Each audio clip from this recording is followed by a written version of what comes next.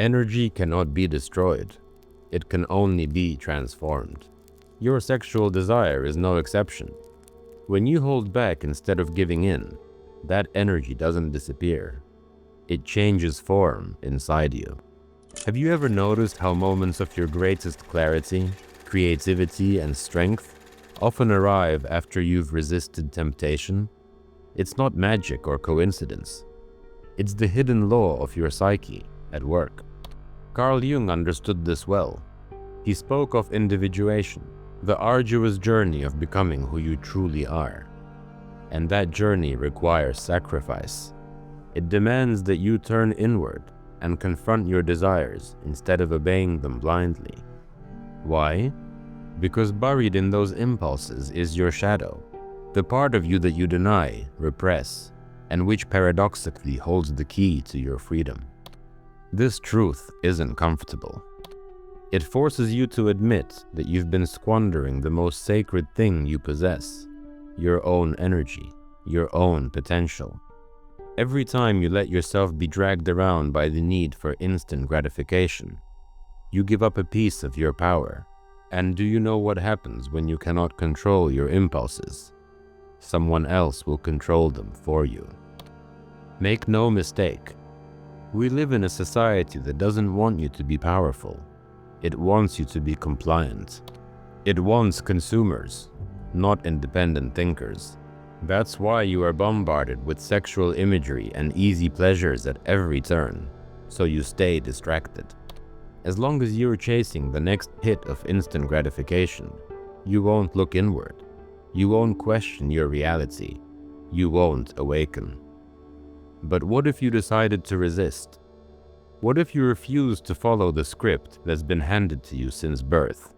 What if instead of letting that energy drag you into the same old cycle, you chose to channel it into something higher? Because what Jung is really proposing isn't abstinence as a punishment or prudish morality. It's abstinence as transformation. It's a deliberate transmutation of energy for the sake of liberation. It's about taking your eros, your fundamental life force, and aligning it with your purpose. It's about transforming carnal desire into creative power. It's the shift from being a victim of your passions to becoming the architect of your destiny. And understand, this is not lofty theory, it's brutal practice. It's inner alchemy, the realist kind of work on your soul. It's a form of psychic rebellion, not a rebellion against sex itself, but against the way sex has been cheapened and trivialized, against the lie that you cannot live or be whole without constant indulgence. Do you realize the level of dependency that this modern narrative creates? When you become a slave to your cravings, everything else in your life becomes secondary. But the moment you learn to master that energy, rather than let it master you, you become someone that this world can no longer easily manipulate. You become a person who stands on their own terms. This truth isn't comfortable, but it's also liberating. And Jung never spoke to cater to comfort. He spoke to those willing to shatter their illusions, to break themselves open from within, to confront their demons and tame them into allies. Because there is no power more real than that of a person who is no longer a victim of their own self. So brace yourself. What comes next isn't a polite self-help tip. It's a shock to your system. It's a call to break free from everything you think you know about desire, about sex, about yourself. Listen closely, because you won't hear this in the feel-good seminars or in the usual self-help books. This is a raw truth, one that can change your life if you're willing to face it. Jung wasn't preaching abstinence as a moral rule about the physical act alone. He was revealing a psychic process called sublimation. What does that mean? It means transforming a raw primal impulse into something that feeds your higher consciousness. This isn't mysticism, it's deep psychology. The very same energy that pulls you toward easy pleasure will, if you don't release it without thought, begin to move within you. seeking a new outlet for expression. And here is the fascinating part. That energy doesn't just vanish or sit idle. It starts looking for other channels. It seeks art. It seeks creation. It seeks purpose.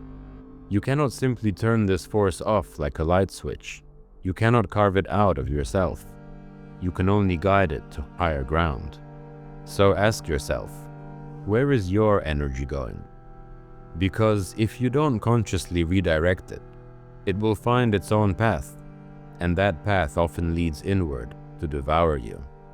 Unused, unguided sexual energy doesn't sit harmlessly. It mutates into anxiety, into frustration, into compulsive behaviors that control you. Jung was brutally clear on this point. Whatever you repress doesn't just disappear. It resurfaces in distorted ways. The shadow you refuse to face becomes your fate. The desire you deny without understanding can twist itself into self-sabotage, even into illness of the soul. This is why the solution isn't to demonize your sexual desire or treat it like something filthy that needs to be repressed.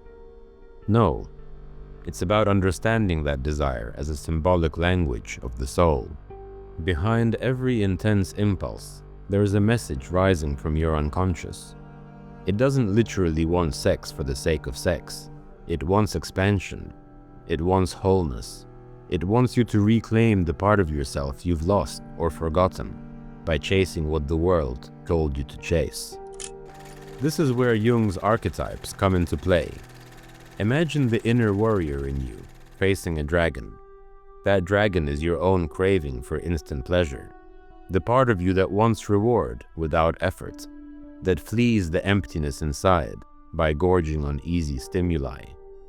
You cannot kill that dragon. It's part of you. But you can tame it. You can confront it eye to eye and bring it to heel. Only then can its power be harnessed instead of letting it burn you from within. And you can only accomplish this by learning one thing. Resist the urge to surrender each time your body screams for quick relief. Every time you refrain from indulging the habit, you are forging something stronger within you. It's simple, but not easy. And it is the only way. Do you know what happens when you hold on? When you choose not to react the way you always have? A threshold opens. Something in you shifts. The energy that would have been spent and gone in a brief moment of release suddenly has nowhere to go but upward. It begins to circulate through your mind, through your body. It turns into clarity, into direction, into sharpened instinct, and, most importantly, into willpower. Here lies the deeper problem. You haven't lost your willpower by accident. You've lost it to constant overstimulation. It's not that you're weak. It's that your will has been leaking away with every unchecked indulgence. Each time you give in without a fight, you train your mind to bow, not to stand. Every act of surrender to immediate desire is like casting a vote for your own emptiness.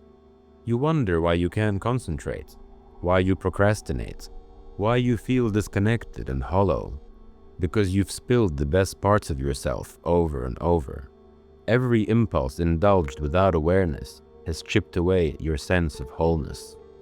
Look closely at those who have transcended the ordinary. Monks, sages, great artists, warriors, visionary leaders. Without exception, they went through periods of deep abstinence and discipline. It wasn't always about sex, but it was always about energy. They learned to close certain doors so that other, more profound portals could open. They understood that desire can be a compass, but it must never be the captain. They sat in the uncomfortable silence of not giving in, and they emerged on the other side, stronger, wiser, more in control. And you? How many times have you put yourself through that trial? How often have you faced your own desire head-on and refused to bend? Here is a truth that few people will openly admit. Holding back is not repression. It's strategy. It's preparation. It's mastering fire without extinguishing it. It's realizing that every impulse you choose not to act on doesn't vanish. It becomes fuel for something greater. Every time you withhold an indulgence, you are conserving energy that can be directed elsewhere. Jung made it clear in his own way. The person who can sublimate their libido, who can redirect their sexual energy, possesses a power that can change the world. Do you grasp the magnitude of that? It means that every single time you refuse to fall into your old pattern, you're accumulating a force that the system around you cannot measure or predict. Society expects you to be weak, to be predictable, to salivate at every temptation on cue. But the one who holds back shatters those expectations.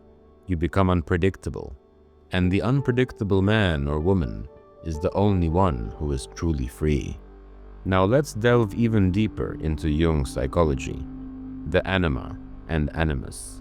These are the inner feminine aspect in a man and the inner masculine aspect in a woman, though we all carry both principles inside us to some degree. Jung taught that as long as you fail to integrate this other half of your psyche, you will go on searching for it in the outside world. If a man hasn't made peace with his anima, he will constantly seek his feminine essence in women, chasing an ideal he can't find in himself. If a woman ignores her animus, she will look for her lost masculine strength in men or external authorities. In both cases, you end up looking outside for what you haven't discovered and owned within. And how does that inner lack show itself in real life? In obsessive lust, in uncontrollable attractions and serial infatuations, in emotional dependencies where you feel you can't live without someone else's presence or approval. It's the constant quest for something or someone to fill a void you can barely name. But here is the brutal truth. You are missing nothing essential inside you. The real issue is that you haven't learned how to listen to your own unconscious. You're searching in other bodies and other people for what you can only find within yourself. It's a brutal realization, isn't it? That what we call lust might be nothing more than your soul's desperate attempt to recover a missing part of itself. And this is where true abstinence becomes a revolutionary act, not out of moral puritanism, but out of self-knowledge. By choosing abstinence with awareness, you are choosing to stop the endless outward chase and turn toward the truth within. Because when you break that outward cycle of chasing, you finally get a chance to listen, to really see and interpret what's happening inside you. And what do you discover in that silence? You realize your craving was never truly for another person's body at all. It was for the lost part of your own soul. The thing you yearned for wasn't mere physical contact. It was a deep psychic union. Your libido wasn't ultimately seeking pleasure. It was seeking awakening. And that realization changes everything. Understand this. It's not about becoming a Puritan or a martyr. And it's not about denying your humanity. It's about reclaiming your humanity, truly owning it. It's about protecting your energy as if it were gold, because it is gold. Every time you contain yourself, you're cultivating something sacred. You're building an inner temple, a space that no one can violate, manipulate, or steal from you. You are giving your soul the open space it needs to emerge, and when it does, no force in this world can stop you. Because you no longer depend on anything external. You no longer seek or chase fleeting comfort. You move through life with direction, with a clear gaze, with a heart on fire. And trust me, that shows. It's felt. It radiates from you. This is where true power begins. Not the flashy kind that brags or makes a scene. It's the power that resides in quiet, in restraint, in the invisible poise of someone who has chosen not to spill their energy on trivial pleasures. It's the strength held in silence and containment. The kind of strength that comes from trading easy gratification for something far more valuable, yourself, reclaimed and intact. And now, having come this far, Let me ask you, do you still think this is just about sex? Do you still think abstinence is merely about denying yourself a physical act? No, this is about something far greater. It's about power, personal sovereignty. It's about reclaiming the reins of your life that you unwittingly handed over. Because here is the secret that very few are willing to accept. Your body is only the surface. It's your energy that is sacred territory. And each time you refuse to react like a conditioned animal, you are writing a new narrative for yourself. You are breaking away from centuries of human automatism. You are stepping out of the herd that mindlessly consumes and reacts without ever asking why. But I won't lie to you. This path of self-mastery can be lonely. No one applauds you for your discipline. No one celebrates the nights you spend conquering yourself in silence. No one sees the power you're quietly cultivating, at least not until it manifests in ways they can't ignore. And when that day comes, it's too late for them to stop you, because you will have already transformed into something stronger, something untouchable. You won't be the same person anymore. Your every gaze will change. Your presence will become heavy, magnetic, impossible to ignore. And you won't need to say a word or justify yourself. Your energy will speak for you. That kind of presence cannot be faked. It comes from within. It is will forged in silence, in the inner fire you contained. It is born from desire you redirected, and the shadow you integrated. You won't need to announce your transformation.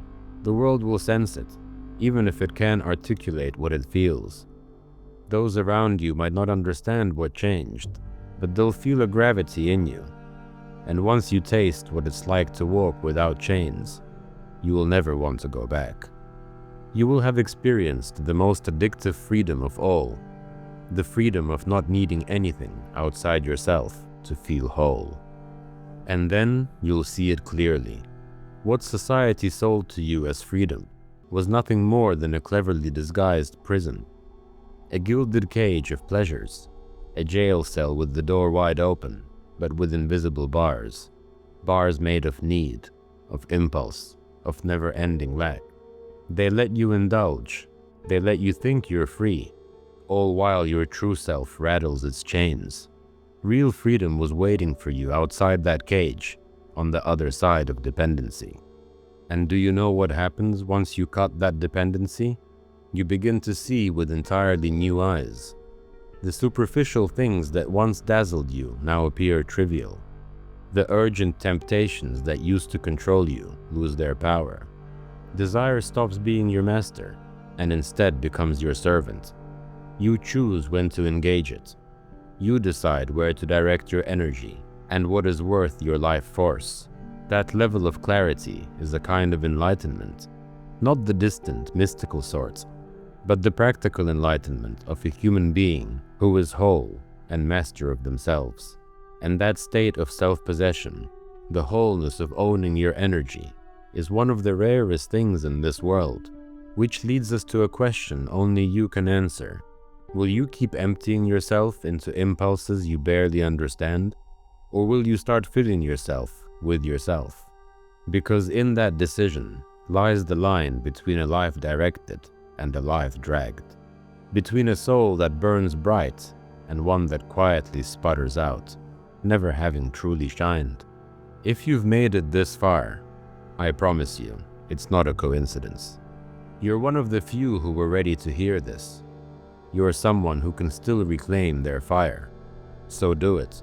Don't let these insights stay as mere words. Turn them into practice. Let yourself feel this truth in every decision you face. Each moment when you must choose between the easy thing and the powerful thing, between the immediate fix and the eternal growth. And if you're with me in this, leave me a message in the comments. Just a simple phrase that says it all without explaining anything. The fire does not go out, it transforms. Write that, and I'll know you're one of the few, one of those who refuse to settle, who are ready to own their energy and let it transform them. The next time desire calls, Don't answer immediately.